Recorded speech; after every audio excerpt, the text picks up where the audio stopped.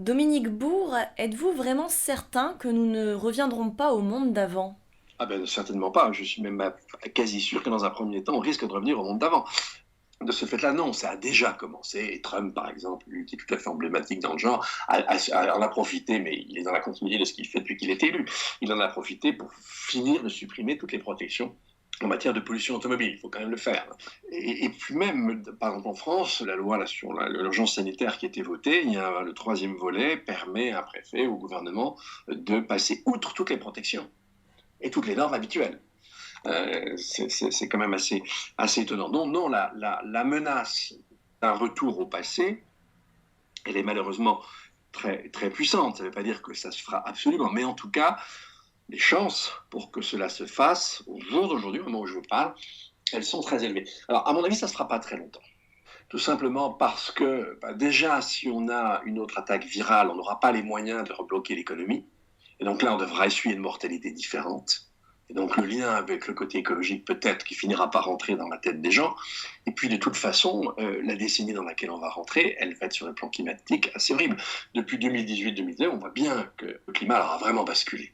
Mais il y aura encore d'autres conséquences dramatique de notre incurie, de notre destructivité par rapport au système terrestre qui feront que non, même si on fait les fous, on ne les fera pas très longtemps dans la décennie.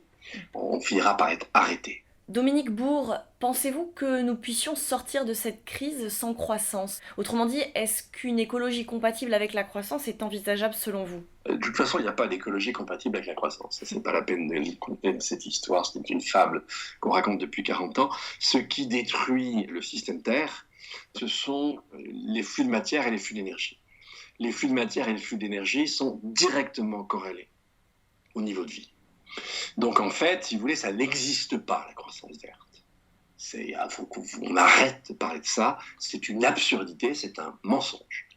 Et donc effectivement, la seule solution qu'on a pour s'en tirer, si on ne veut pas finir par crever, c'est tout simplement de réduire nos consommations. Et alors comme ça concerne les plus riches, alors évidemment c'est ce qui rend la chose la moins probable, mais en même temps l'effort serait beaucoup moins important à faire si on a ça en tête. Ne craignez-vous pas alors qu'en sortie de crise, la situation ne polarise la société autour cette fois d'une crise sociale? Si, mais cette crise sociale, si jamais on sait la surmonter, c'est pour rentrer à nouveau dans une crise beaucoup plus grave, quasi définitive, en termes environnementaux. Si vous avez une élévation de la température de 2 degrés de plus par rapport au 19e en moyenne sur Terre, vous avez déjà quelques jours dans l'année où, dans la zone intertropicale, vous aurez des moments où nos capacités de respiration sont saturées. C'est-à-dire que vous n'arrivez plus à évacuer la chaleur de votre corps, la température interne monte au-delà des 41 degrés et vous mourrez. Okay, moi je veux bien, mais je préfère être chômeur. Et si on consomme de moins en moins d'énergie, on va au contraire aller, si vous voulez, vers une intensité du travail qui va exploser.